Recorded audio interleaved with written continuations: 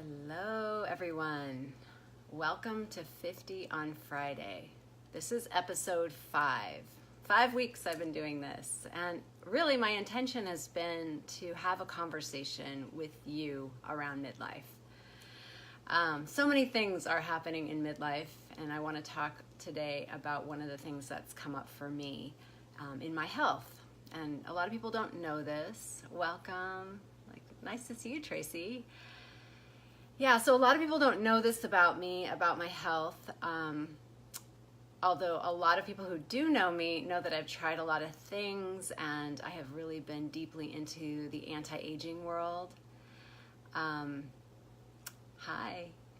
And I have always made it part of the way I do things to take care of my body. I'm a huge self-care person. So I've been surprised at any health challenges that I've had, let's just say. And I write about this in my book, The Art of Turning 50. I write about how at midlife we have to pay the piper. For anything that we've done or not done, it comes to roost in midlife, right? And that's why I think it's so important for me to spread this message. It's not just my story, but all of our stories help to weave the neural net of the collective to know what to do and what not to do. And I'm really such a stan because a lot of kids, I've noticed, a lot of girls are playing with makeups and creams and lotions and things like that are really highly toxic and have xenoestrogens in them. Those fake estrogens that are like totally ravage your system. So let's do a call to action as well as a little information and sharing my story today, and I'll save that for the end. But hi, welcome. Hey, Sina. So part of my story is that this week I went to get an ultrasound, and it's not the kind that you get in the doctor. This is from a woman who has a machine from Sweden. And in Sweden, she told me that it's part of the healthcare that every 4 months you get basically a head-to-toe ultrasound. And I actually did something similar in 2009 with Dr. Braverman. He was at the A4M conference, and that's an anti-aging conference. And I bought his package, and I did this head-to-toe ultrasound. And there we discovered that I actually had uterine fibroids. But he had said it's no big deal. Just take a little more progesterone because your estrogen is too dominant, da-da-da-da-da. So I did. And, fast forward almost 10 years, and these fibroids have grown super big. And you wouldn't know looking at me. I'm very thin and fit, and you wouldn't know unless you touched them. And that's how I found out, and I went to the doctor and I got MRIs, and I found out that indeed they were uterine fibroids. So already I had gone on a raw diet and gave up really all of my supplements, almost all of my bioidentical hormones, except for progesterone. But actually the fibroids were doubling in size. It was freaking scary. And this week, it's an intense week, and of course, during the time when many planets are retrograde and we have solar eclipses, I go get this thing, and it's like, no, they're really big, and they're also displacing some organs, and they're also creating blood vessels, and it freaked me out, to be honest with you. And I had a lot of tears this week, a lot of fear come up, but thank God, here's the bright lining of the story and the point of the story. I had met this woman a couple months ago at a dinner party who really rocked my world. She is kind of like what do I call her? She's like a medical health savant, and not a like a reader or an intuitive, but really on the mat giving practical solutions for not even practical solutions, I mean literally changing the paradigm in which health is operating in. So I had met her, and she blew my mind in a very short while, because what I thought I knew, she reframed and showed me something I didn't know. So I ended up pulling the trigger with her, and I'm working with her, and that has made me feel so good. And I'm going to talk about two things around that story that have changed everything for me. And one of them is, at the beginning of the year, I created an impossible possibility. I was working with my coach, and it was about February, and he said, "What are your impossible possibilities?" And this is what I do with my coaching clients now, because honestly, it's just our thinking, and you'll see this. I said, my impossible possibility is to get rid of these fibroids without surgery. And I said, and then I proceeded to say why that wasn't possible, right? That's my thinking. And I said, well, someone had said to me that I needed to go on this particular raw diet, which I won't even go into, but I said I am not willing to do that. It did not resonate, and I was not willing to do it. So I said, so therefore, I probably won't be able to get rid of these uterine fibroids. And I kind of left it at that. And now looking back on it, I think to myself, what the beauty of that question is, what is your impossible possibility, is don't go into the how you think it's not possible. That's the thinking that gets you into thinking it's not possible, right? So the fact that I thought I knew how is what made it impossible. So I also created a couple other things, getting my finances in order, and also really taking my coaching practice to a whole nother level. And both of those things have happened. So it's freaking amazing what we can do with accountability, support, and creating and identifying that impossible possibility. So fast forward, maybe 5-6 months, I meet this woman at a dinner party, and she really resonates with me. We talk for a couple months, and then I pull the trigger 2 months later, and now I'm working with her. And one of the things she said after I got this ultrasound was, I got you. You're easy. This is easy for me. I got you. And I don't know about you, but as a woman who is used to having other people and also getting shit done, taking care of things, it was quite something to hear those words, I got you. And that is part of, when I coach, that's what I do for others. When people coach me, that's what they do. That's part of what our offering and gift is to others. But just because I do it for others, it doesn't mean I don't need it for myself. In fact, it means even more so that I need it for myself in all the areas where I'm not an expert or I don't know. And one of the things is my body. So I realized in that moment, and I was crying after that ultrasound, not so much because of the diagnosis itself or the prognosis or even just what the camera showed. It was that somebody else had my back, and that I would have to surrender with someone else having my back, because I'm used to having my back myself. And that's going to be a huge lesson for my own leadership of letting go in the places where I need to let go and trusting the people that I need to trust. So that's the first takeaway that I wanted to share as a result of my journey this week in this incredibly intense astro climate. But I think everything is here to be spiritual fodder. I mean, truly, it's here to create the conditions for us to evolve. And I did go into victimization for a minute there. When I got that ultrasound, I really felt like, oh my God, no one's here for me. And then I realized that was totally not true, and that I needed to just lean in and trust. And then the other thing that I'm learning, and this is just a wake-up call for all of us, and that'll lead me to this call to action that I want for all of us and our children, especially our girls, because really, to be honest, women bear the biggest brunt of toxicity. Thank you for the heart.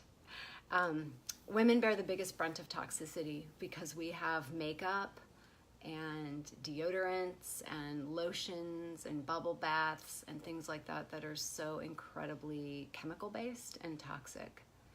Thankfully, we live in a world that we have lots of natural alternatives, but our younger girls don't always know that or care. They're not dialed into it. It's up to us as mature women to educate these younger women and steer them in the direction, like go to Pharmaca, don't go to CVS, don't go to Target, go to Pharmaca, or order online brands that are organic and natural. Because one of the things that I'm learning, and I'll just back up for a second. When I was with Dr. Braverman, and he's an amazing physician, he and Suzanne Summers and also T.S. Wiley, they were big into bioidentical hormones. And that was, even the natural community adopted the theory of bioidentical hormones. And it all made sense. I read T.S. Wiley's book. I really liked it. So I did it as well. And now what I'm learning and what I'm more on board with is that just like Mother Nature, our bodies are a system. And you do not need to add to the system anything that the system already produces. What we need to do instead is support the systems so that they can do their job. And that is with proper foods, reducing your toxic load, and also refraining from using hormones. Now, I used hormones all my life, actually, with birth control pills. And that's, again, another thing that girls are doing. And I think that's why I'm in the situation that I'm in. And then also the bioidentical phase craze. So now I'm off of all that stuff and I'm rebuilding my system from the ground up. And I'll share more about it as my process continues, because I think what I want is all of us to stand for a world where we are in alignment with nature. Like, just think about it. Our whole culture, the way that we, in the modern world, not just U.S. culture, our modern culture at large, the whole way we do things is scientific materialism. We do things in parts, and we isolate a part, we fix the part, and then we try to put it back in the system. And it doesn't work that way. You think about climate change and like stupid ideas to like seed the clouds, or I'm sure there's a million of them, like introducing exogenous species into like Australia, right? Like that was like seen in the 80s as a total disaster. There's just millions of examples of our own fragmented scientific materialistic thinking. And the ancients, when they get worried about what we're doing here, part of it is because they see themselves in a circle with life, right? It's all interconnected. It's a system. It weaves itself together, and the system is alive. It's intelligent. It's called Gaia. That's a living, breathing system. And we are that. So, it's not just that the medical model in pharmaceuticals is off. It's also that natural models that do the same thing from the same thinking are just the equal and opposite, right? So we now have a polarity where we have natural remedies that are also fragmented and like throwing spaghetti against the wall and seeing what sticks. And then we make a whole doctrine and program out of what stuck, when it was not that. We didn't understand the system, and we picked out one thing, and yes, it had a result in that one time, but it's not replicable or easy because we're jamming and hamstringing the system. So when I met this woman, she talked about that. And she said the body is a system. It's brilliant. It's trustworthy. So it made the fibroid. It can unmake the fibroid, right? I mean, how many of you know people who have fibroids or just fucked up periods or wacky hormones? And there's nobody out there that is treating the body like a system. I mean, out there publicly, like making a ton of money off of it. So we're in for, and this comes back to like my whole theme of like, we are in a massive change. I mean, that's why we incarnated at this moment to be mature adults at this time. We're in a massive change, a shift of the way we have been thinking to the way that we will need to be thinking if we're going to survive. And I believe that the young ones will be creating those new systems and the new ways of being that are for more of an enlightened society. But we're in this transition. We're the transition team. I always say that when I teach yoga. We're the transition team. We're the A team. So I'm using my body as this petri dish where I've been part of even the anti-aging world that's been part of this scientific, materialistic way of seeing the world. And now I feel like I'm coming home. I'm coming back to nature. I'm coming back to who I am. And I want to chronicle my journey so that when I achieve success, that's my impossible possibility, when I achieve success and when these fibroids have been shrunken and released through the channels of my body that release toxicity, then I want everyone else to be able to have possibility and hope.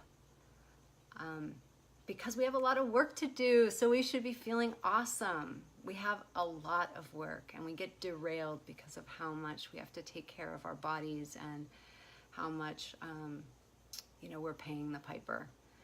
So finally, the call to action that I want us all to be involved with, if you're willing, is go into your bathroom and your kitchen. Those are the two places that have a lot of toxic shit in them, and get rid of it. Look at the soaps and the detergents. No more dryer sheets. Look at your shampoos. Look at the lotions you put on yourself and your makeup. I just got involved with Beauty Counter Makeup, and they do a line that has no toxic chemicals in it. Because some chemicals can reach your bloodstream in 23 seconds. Right, Kira? Right, Jen? Those are two women who got me involved. So I've just thrown out all my old makeup. And so when I go to my friends' houses and they're young women, young girls who are becoming women, are playing with makeup, they're usually playing with things that has sparklies and fluorescent colors and stuff like that, but it's not organic and it's not chemical free. So let's all help these girls transition to using the highest quality products as they experiment with their femininity and their womanhood and their beauty. That's awesome. All right. So thank you so much. If you have comments about what can forward the conversation around foods that we can put in our bodies, tips, or like makeup and healthcare products or like skincare products, feel free to put those in the comments. And join me next week for 50 on Friday, noon on Fridays. Thank you.